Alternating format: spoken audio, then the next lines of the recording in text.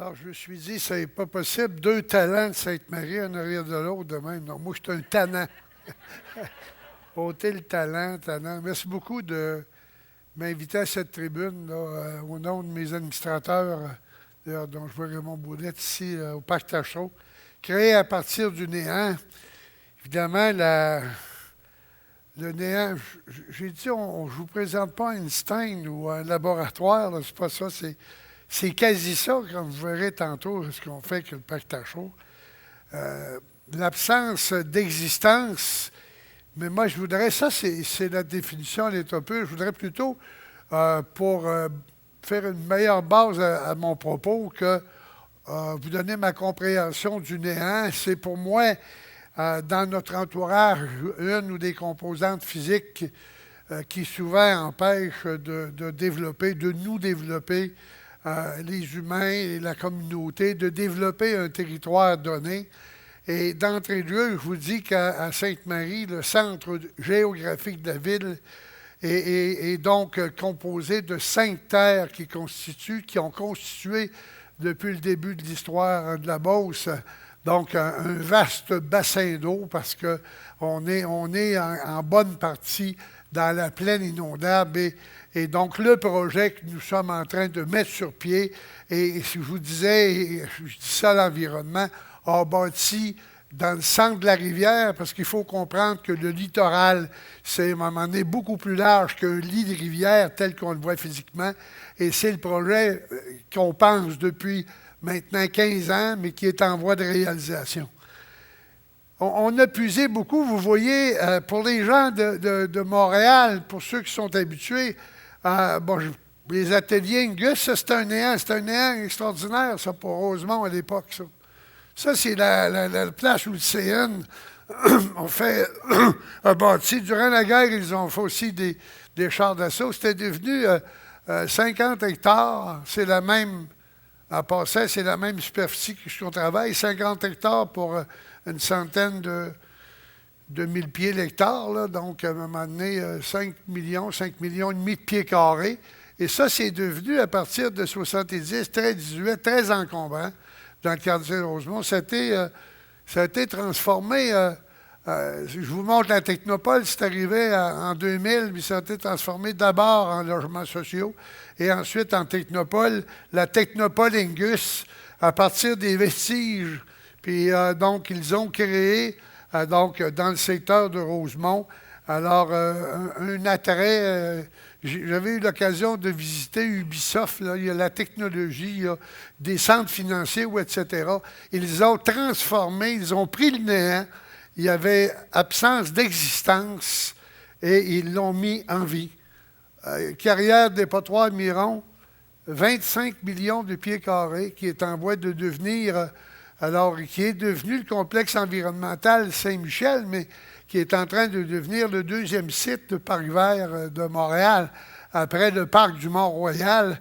Un peu plus loin, là, il y en a des centaines d'exemples. Les gens en Allemagne, sur le bord du fleuve Dur, les usines du Bourg, c'est simple, c'est 25 millions de pieds de complexes industriels délaissés durant 40 ans, absolument rouillés. Alors, eux autres, ils ont fait, à un moment donné, un jeu d'éclairage fantastique, c'est devenu un attrait majeur sur le plan touristique. Puis ceux qui sont familiers plus avec Manhattan à New York, là, vous vous rappellerez le 2 km de voie qui avait à 40 pieds dans les airs qu'on voulait détruire, mais que finalement, c'est la population qui ont dit on se fait un parc, un jardin, on se met des bâtiments en fonction. Et tout ça, c'est inspirant, c'est très, très inspirant, même pour nous, dans les petites villes, les petits villages. S'ils l'ont fait, eux autres, pourquoi pas nous autres? La capacité, c'est seulement des gens qui ont des têtes, des bras, des pieds. À le reste, on s'en occupera. Quand les autres s'en occupera, il y a un processus, évidemment, pour faire ce changement-là. Puis ça, je m'attarde ici, donc, au processus que dans notre plan, nous, ici à Sainte-Marie, pour le Parc Tachereau, qui est un parc nature-culture, érigé sur les terres mêmes du domaine Tachereau, qui appartiennent au Seigneur. Donc, je salue Claudette, là. Claudette Tachereau, je l'ai vu un matin. Elle a joué une grosse part pour que moi, je sois capable d'acheter les terres de la descendance directe de Tachereau. Quand je dis moi, c'est la corporation. Moi, je n'avais pas l'argent. J'ai juste le faciès pour le faire. Alors, le processus du changement, puis je vous dis, l'avantage, puis ça, c'est le cœur donc du propos de ce matin. Alors, quand on voit un néant, il faut avoir un projet en perspective. Ça n'arrive pas de même, là. Projet en perspective, on l'a eu en 1994 lors des fêtes du 250e. Alors, on a vu m'emmener qu'il y avait quelque chose de bien à faire, mais on analysait trop le néant quand il y avait de l'eau, quand il y a 15-20 pieds d'eau sur 5 terres, c'est les terres les plus basses de la Beauce, et aux inondations de printemps ou même en été, on ne peut pas, mais il faut aller au-delà. Vous verrez tantôt, alors ce que j'en dirai, l'exploration du milieu anéanti, c'est très, très, très important dans n'importe quel projet de requalification de milieu. Parce que les surprises sont là, puis n'ayez pas peur d'aller loin, là. Quand on dit exploration du milieu, caractérisation des milieux, c'est toutes les réglementations, les lois qui entourent. Mais plus qu'on caractérise nos milieux, puis plus qu'on veut, on va voir si le projet en perspective est là. Alors, plus qu'il faut regarder loin, là, les réglementations. Ici, il a fallu apprendre le règlement concernant le littoral des rivières. On ne bâtit pas là comme on bâtit selon le plan d'urbanisme. On est constamment à l'environnement. Constamment, parce que c'est là où se jettent les marais, les anciens marais de la ville de Sainte-Marie, qui avaient été tassés par l'urbanisation et qu'on est en train de recueillir. Alors, la partie la plus importante d'un projet dans ce sens-là, c'est l'évaluation des potentiels. Une fois qu'on a la caractérisation détaillée du milieu, à l'évaluation des potentiels nécessaires à la réalisation, et ça, mon expérience de plusieurs années d'organisation dans des projets me dit, premier potentiel physique. Est-ce que le potentiel physique du milieu a la capacité matérielle de supporter mon projet en perspective? Dans tout projet, de toute façon, quand vous voyez lancer un projet, là, une soirée, une levée de fonds, regardez le potentiel physique, humain. Est-ce que j'ai la disponibilité en ressources humaines autour de moi, les professionnels? Est-ce que je suis capable d'aller chercher des bénévoles ou est-ce que je peux supporter? Financière, évidemment, c'est un bon point. Sauf que ce n'est pas le point le plus qui m'a jamais, en tout cas, personnellement, fait reculer d'un projet. C'est les humains, la disponibilité des ressources. Les humains qui sont importants. L'argent, ça prend des fois du temps. Mais on la trouve. Mais il est important d'analyser non seulement la capacité donc financière de faire le développement ou le changement, mais il est important d'analyser aussi la capacité d'opérer le changement par après. Combien de fois, à un moment donné, les projets en développement sont-ils restés que des projets en développement? Après ma mort, mais on n'a pas été capable de faire vivre parce qu'on n'avait pas étudié le processus à fond pour soutenir l'opération du projet après.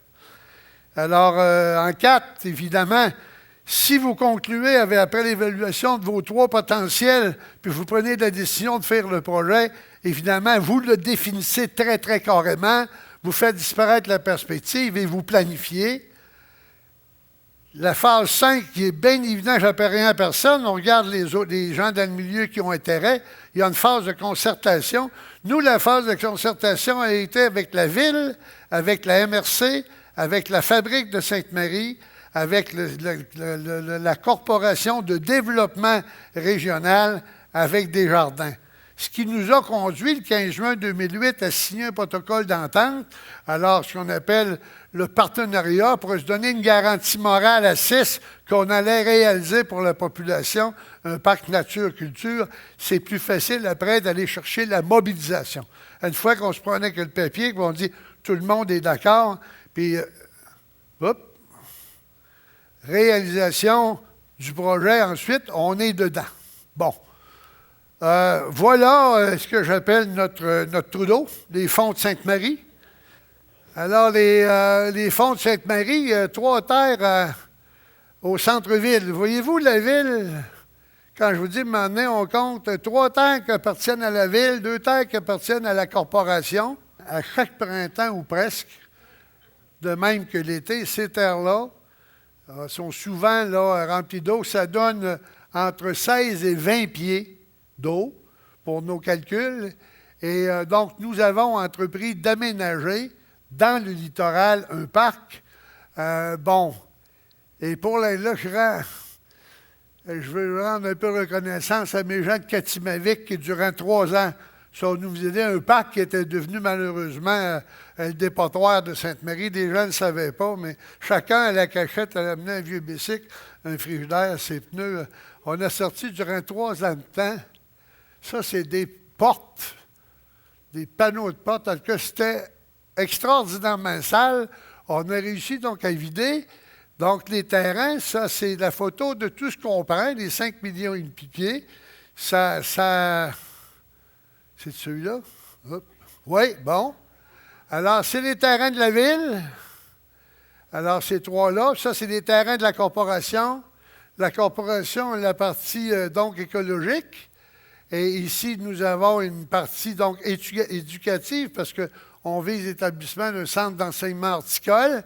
L'école polyvalente où nous sommes, on dit ici, juste quand on descend la côte, c'est le plateau ici, aux côtés du boulevard. Et puis, ici, c'est déjà la partie récréative où il y a d'installer maintenant, pour l'école et les gens de la ville, 6 terrains de soccer. Plus spécialement, à la caractérisation et la planification, plutôt, on fait qu'on s'attarde maintenant à traverser de la rivière. Alors, je vais le reprendre en kilomètres. C'est 1 kilomètre par un demi-kilomètre, incluant une rivière ici chassée. Alors, on traverse parce qu'on appelle l'allée du Seigneur, qui est maintenant en construction. On va y joindre ici, donc, un lac de 1500 pieds. On reconstitue les grands marais. Pour l'environnement, on veut capter 60 % de l'eau du côté est de la ville pour la laver. On est très précurseurs parce que l'environnement nous a dit que dans 5 à 8 ans, les villes seront obligées de laver leurs eaux de surface. Nous, on fait des bassins, des 2 bassins de captation, un bassin de stagnation pour m'amener à conduire l'eau à la rivière Chaudière. Et on joint une dizaine de kilomètres de sentiers. Ici, c'est le centre éducatif que je vous parlais. Je regarde le temps aussi, là. On s'attarde donc ici à mettre l'allée du cardinal, parce qu'on a le cardinal Tachot, une figure très, très populaire, premier cardinal français, canadien-français, nommé, alors dont la maison natale est ici à Sainte-Marie. Et on a l'oiseau, le cardinal, aussi dans le parc. Fait qu'on dit, on va parler des 2, ils ne seront pas jaloux. On les a fait chacun une allée, qu'on appelle l'allée du cardinal. Alors ici, on a notre centre, notre centre avec la chapelle Sainte-Anne. Ça, c'est le lieu culturel. 1000 pieds de sentier qu'on a fini la semaine passée. Ce matin, avant de venir ici, j'avais une équipe de 6 bénévoles qui travaillent un moment donné à faire un pont ponté sur 300 pieds. Alors, et puis, on a construit ici un refuge, puis on va construire une allée ici à 16 pieds dans les airs pour conduire au boulevard. Une allée de 1000 pieds. Alors, qui va laisser la place aux handicapés, qui fera en sorte qu'on pourra aller voir nos inondations, les touristes en particulier, sur la plateforme des jardins durant la débâcle. Je vais un peu plus loin. Alors, je viens de vous parler de l'allée. On emprunte au pays de la Sagouine. Les gens disaient, ce projet-là, on a passé, en tout cas, j'ai peut-être passé pour plus fou que les autres. Voyons, non, ils sont bâtis dans l'eau.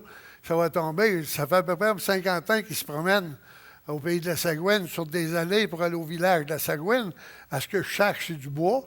Et puis, à un moment donné, il s'agit de choisir. Et évidemment, il s'agit de travailler avec les bons plans, puis avec les ingénieurs, les architectes pour aller un peu plus loin. C'est ça qu'on est en train de bâtir cet hiver. On bâtit l'hiver parce qu'on n'est pas capable. C'est tellement, entre guillemets, swampeux, on est dans les marais, qu'il faut attendre la gelée après les fêtes. Alors, ce qu'on a de bâti, ce qu'on est en train, sur l'allée du Cardinal, on a mis donc un observatoire de 55 pieds à 16 pieds de haut. Alors, donc, on devrait débloquer au printemps prochain avec notre allée complétée, donc l'allée du Cardinal. Je vais vite, là, mais je finis. Regarde, il reste une couple de minutes. Business, éducation, culture. Moi, bon, j'étais une quarantaine d'années avocat, j'ai fait du droit du travail. J'ai essayé la politique à 27 ans, ça a marché. Ça a tellement marché jeune, je ne suis jamais retourné. Vous voyez ce que ça donne aujourd'hui, ça fait que j'ai bien fait de rester chez nous. Non, c'est pas vrai, là. Tant mieux pour les gens qui s'engagent. Et j'ai été 7 ans aussi au financement des danseurs de Sainte-Marie. Mes 2 filles ont été chez les danseurs, c'est extraordinaire. Et avec Mme Siriani, puis Marinol a été chez les danseurs aussi dans Manigance. Fait que j'étais déjà là, culture à supporter, business à supporter. Éducation, il faudrait bien qu'un jour je fasse quelque chose là-dedans. On va en faire parce que on est en train de s'entendre avec la commission scolaire sur 2 manuels scolaires financés par la Fondation Hydro-Québec de l'Environnement, où dans la commission scolaire Beauce-et-Chemin, on enseignerait le contenu. Alors, du pacte à chaud pour venir en fin d'année faire des classes de laboratoire. On est là et la plateforme des jardins doit servir à donner de l'éducation. Alors, ou de l'instruction de l'éducation écologique. Alors, on est un parc patrimoine, culture, pour moi. Alors, sur les terres du Seigneur Tachereau, on va là, à un moment donné, on a une flore, une histoire, le parc a une histoire et un habitat, un contenu extraordinaire. On vise, à un moment donné, à donner donc des cours sur la plateforme de la Chapelle Sainte-Anne, au niveau culturel, sur la plateforme des jardins au niveau écologique.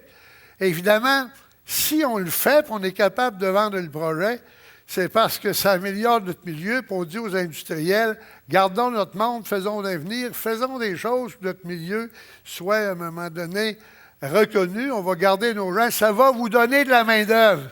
Payez le parc. Merci, il reste 24 secondes.